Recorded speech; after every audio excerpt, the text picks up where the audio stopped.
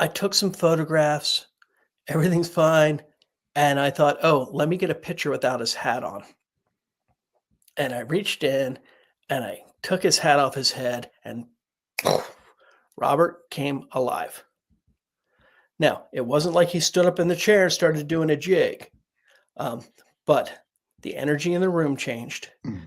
His eyes went from dull black buttons to having a very clear life in them. Mm. And I thought, "Oh my god, I've got to document this." So I tried to take some photos. The camera didn't work. And that was a big thing with him was camera malfunctions. I tried like 3 photos. I turned the camera around to figure out what's going on, and it took 3 pictures of my face. Okay. I turned back to take the photo of him, and the camera didn't work again, and I heard a child giggling, and then the life left his eyes. Oh.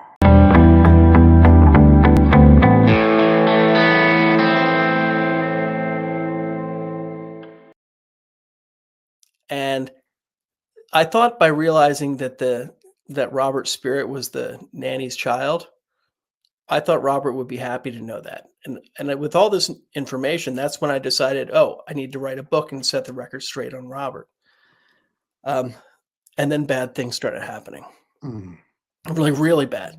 The regular haunted stuff with the lights and blah, blah, blah at the house, but then strong surges of electricity coming out of my hands. A basket of bike lights by the front door. I'd reach in to grab one bike light, the entire basket would turn on, Oh, jeez. like 10 different lights. I was tapping my hand against my truck to a song, and I had the strongest volt of electricity come out where it threw my arm up, and I almost dislocated my shoulder. I was walking. Here's what freaked me out, the biggest freak out. Walking my dog, and a giant wet palm frond lifted up off the ground and shot towards us and then dropped at my feet as if someone was setting it down. Wow. And when the dog freaks out and runs back, I go back with it. The thing picked up a second time and came towards us. And then I started getting attacked Mm. where the way I've described it, it felt like somebody dropped like a gray pizza dough over my head, and it started sinking in and taking over my thoughts.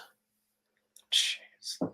And I got so freaked out, and I was actually yanked from my bed.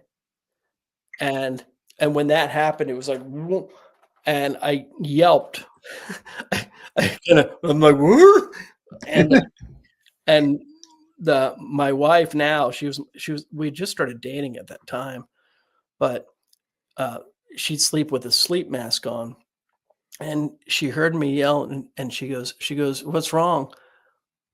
And I was like feeling below me, and I couldn't feel anything. So I told her, I said, "I'm falling out of bed," and she said, "Well, get back in." I said, "I can't. I'm still falling." And then I saw that I was very close to the ceiling fan, like I was just like a foot below the ceiling. Oh, jeez. And I freaked out and, couldn't speak. And then I thought to myself, I said, "Oh, God, help me." And I dropped, and I wasn't even over my bed. I was probably 5 or 6 feet to the left. Oh, no. I hit the floor really, really hard. Uh, and I grabbed my computer from beside me, and I went on Facebook, and I said, "I'm dealing with an entity I can't handle, and I desperately need help. Um, don't answer if you can't help me." And that's when somebody who practiced Santeria on the island got a hold of me, Mm. and they came and they changed my life. Uh, they were able to help calm things down, and then they did a misa spiritual, which is basically a spirit mass, but it's not like the creepy satanic things like in the movies. But they were able to remove multiple entities from me that were associated Wow. with Robert, and that's when I realized that Robert's not a single entity. It's definitely not a single entity. Um, and that I mean, that was one of the things that changed my life, that shook me up for a long time. Uh, I was not doing tours of the fort then, I was doing tours downtown. I stopped doing them. Mm. There have been a couple of times that I've had to step away from the paranormal because it got too intense. But I finally hit that point where Robert and I have an understanding. I've come out the forest on the other side, but it's been 30 years, and a lot of those years have been messed up, like truly messed up years. Let's talk about that for a little bit. Let's camp on that some. What are some of the things that you've discovered recently about Robert that kind of make a little more sense out of all of this for people? So the huge discovery for me was about Robert being an elemental spirit. Mm-hmm. And, that just ended up making so much sense because he was the enchanted doll, and for everything to lead back to the enchanted forest in Germany. So I took a trip back there, and right before I found all of this out, I had noticed something very strange. And this was that almost everybody involved with Robert the doll, everybody who was taking care of the spirits in Robert, and everybody who helped me along my journey with Robert, has a connection to Pennsylvania and Germany. Mm-hmm. Now, the Pennsylvania German connection, that's pretty strange. So you look first, okay, Gene Otto was the first person to have the doll here in the United States. And his grandfather, Joseph Otto, came over from Germany. He came to Philadelphia and then went to Harrisburg. Okay, and that's where he joined the Army, and the Army sent him to Florida during the Indian Wars. And then, he was at Fort Jefferson during the Civil War. But so Germany, Pennsylvania, Key West with the Army. Now, when Gene Otto died, you had Myrtle Reuter, who became Robert's next caretaker. She was from Harrisburg, Pennsylvania, and her family, Dowdricks, they come from Germany. She married Bill Reuter. His family was in Philadelphia from Germany. And then his dad was working with a military contract, providing trailers to the military in Key West. So the military was indirectly responsible for them coming to Key West. Wow. And then you have my great-great-great-grandfather, the first David L. Sloan. He was in Philadelphia. He married a German woman in Harrisburg. And then he joined the Pennsylvania 47th Volunteers, and the Civil War sent his regiment down to Key West. Wow. And his regiment actually helped build the fort where Robert the Doll lives. So through Robert the Doll, I discovered this entire part of my family history that I never knew before.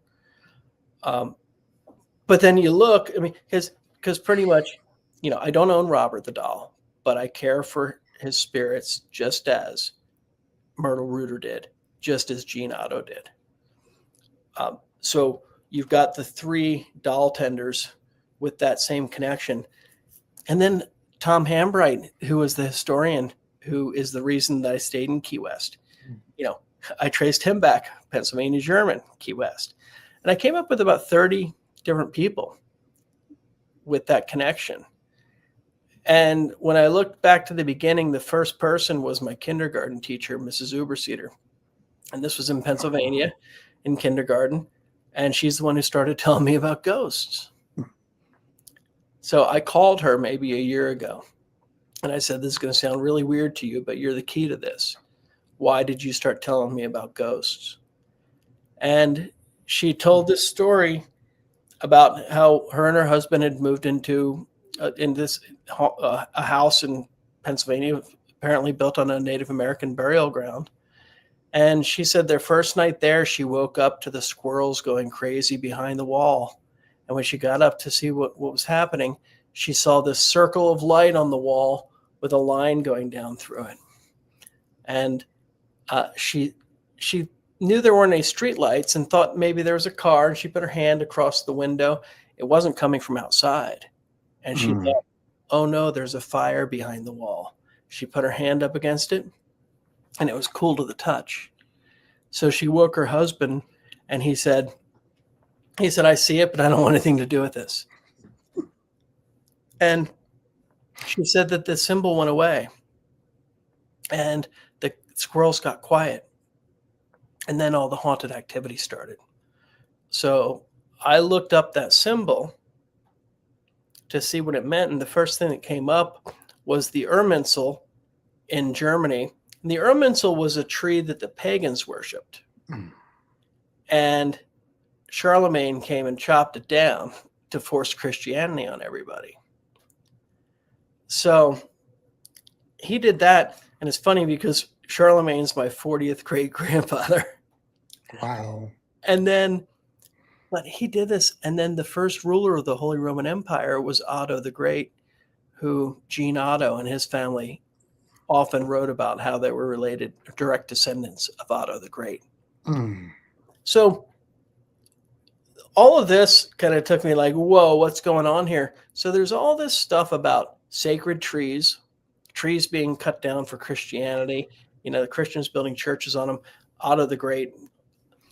It was all very intriguing. So my wife and I took a trip to Germany and visited these sites. Like we went searching for the Arnsel, looking for these truths. And it just all leads back to this German magic, which is very intense. But when we were there, and I don't know how we're going to do on time with this, but we did a seance with Robert.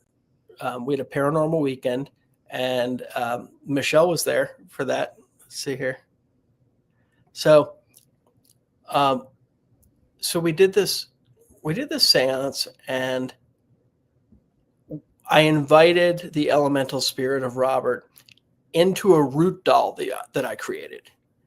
So there's something called an Alruan, like Alruan, and it's basically this root that in German tradition they would capture a household spirit in this root, and then it would be passed down.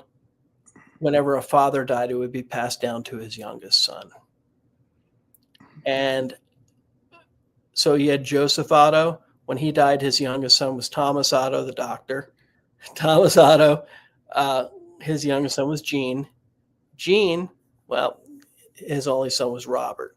So I have a theory that there's this spirit trapped because it's not being passed down. And I invited that spirit into a root doll that I made. And when I did that, something else tried to get into me. It was pretty intense. But then I took that root doll to Germany, and on May 8th at midnight, I took it and I released it into the Black Forest. Wow. And after I did that, and then I don't know if anything was in it. I've got my own theories, but I went through the process to see. And when you go into the Black Forest, it's called the Black Forest because it's so dense and so dark. I mean, it was a gibbous moon that night, but when you got into that forest, you could not see a thing. And I had a headlight on and a flashlight. And after I released it and then buried this box with the root in it, I got up and started walking out. After about 5 or 10 minutes, I realized that I didn't have any of my lights on and I could see in the dark. Wow. I was walking and I started opening and closing my eyes. I couldn't tell which was which because I could see everything either way. And then I overshot the place I was supposed to cut back down to the Airbnb. But when I went, I came upon this field, and it was like a field of grain, and it was glowing blue. I'm like, oh, this is amazing. So I turned over, and I laid down in it, and I look up at the sky, and the moon is there. And I'm thinking, what a beautiful moon. And then this white line shoots across the sky, and it makes that same symbol that my kindergarten teacher described. And it was an airplane leaving a trail. Okay. But for it to happen at that moment, because I thought something magical would happen when I released the spirit, but it was just like, It was just like, no, here's me with several beers in me, opening a box in the forest. It wasn't any aha moment. So to go back out and then to see that symbol, it was like it was like, I'm on the right path. Wow. Yeah. Yeah. Wow. In I think you bring up a very important key factor that you do not own Robert, Mhm. because I think there's a misconception among people that Robert must have an owner and you must be it. Distinguish for us a little bit about the difference between the ownership of Robert and what you do. Yeah, absolutely. So, Robert the Doll was donated to Fort East Martello Museum on, I think, August 18th, 1994 by Myrtle Reuter. Now, Myrtle had come into ownership of the doll when she purchased the Otto home or the artist house.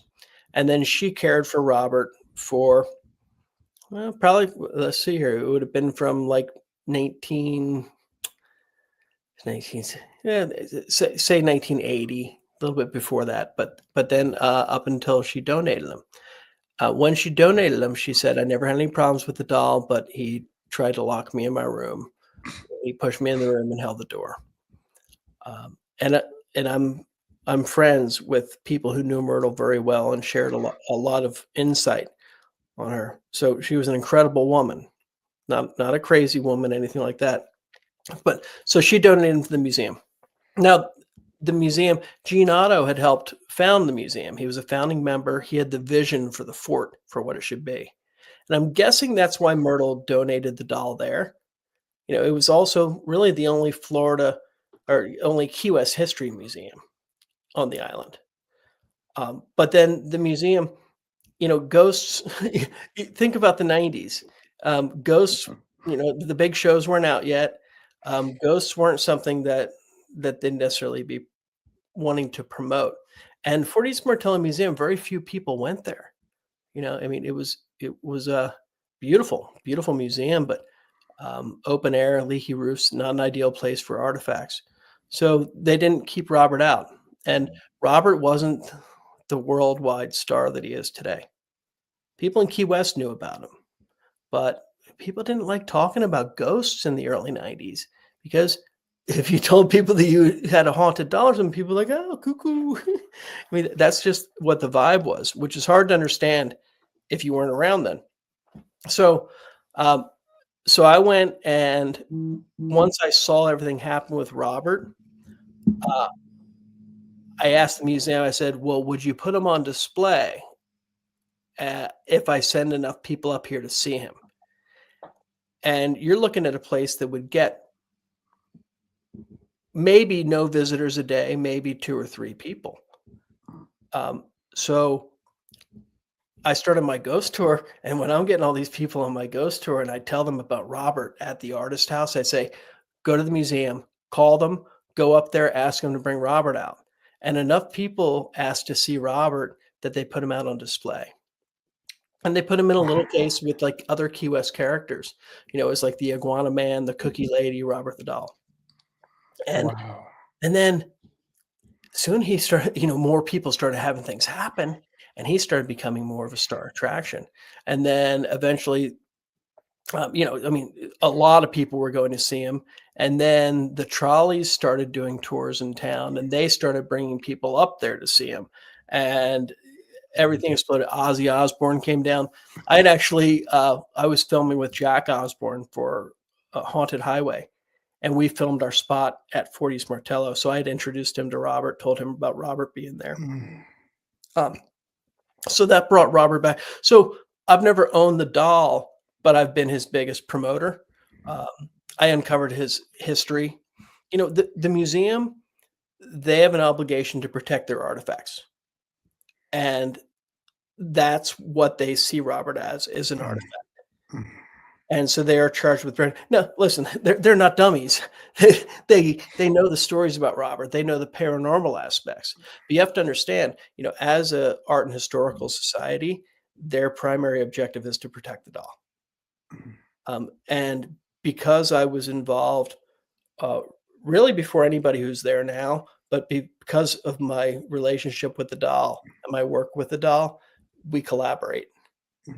And so they let me handle the paranormal things, and I'll operate the tours at night, and we'll present the haunted history. And they protect the artifact